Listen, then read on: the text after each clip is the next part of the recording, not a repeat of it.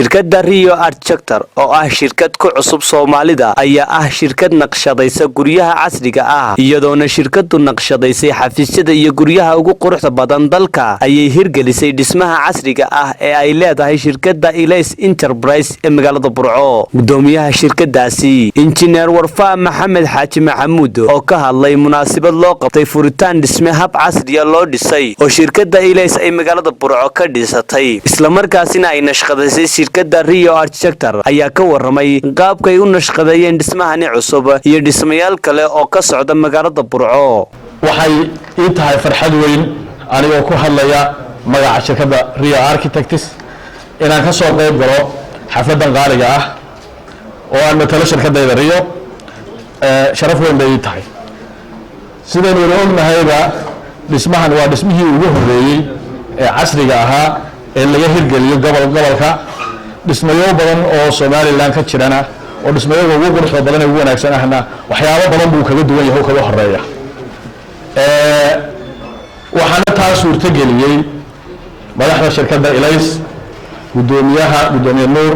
iyo tiimkiisa oo sidoo Cabdiraxmaan sheegay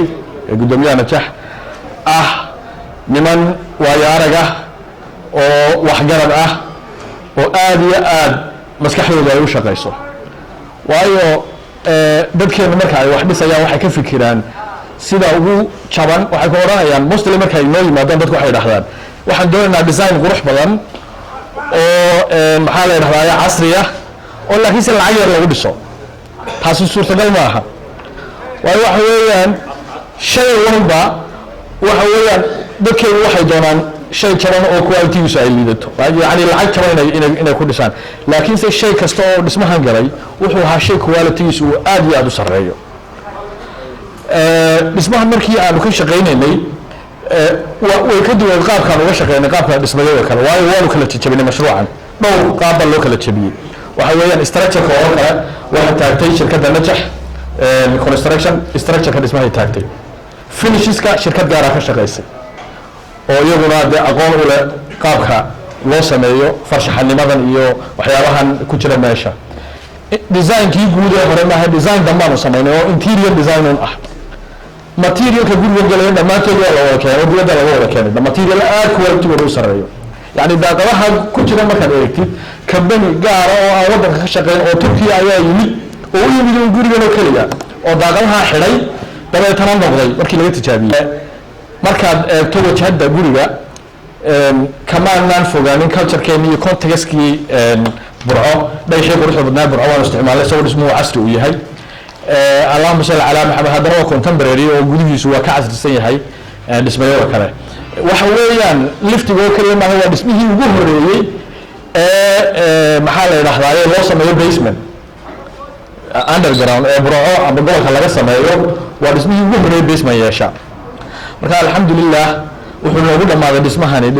wuxuu noogu dhamaaday si wanaagsan oo smooth ah ayuu noogu dhamaaday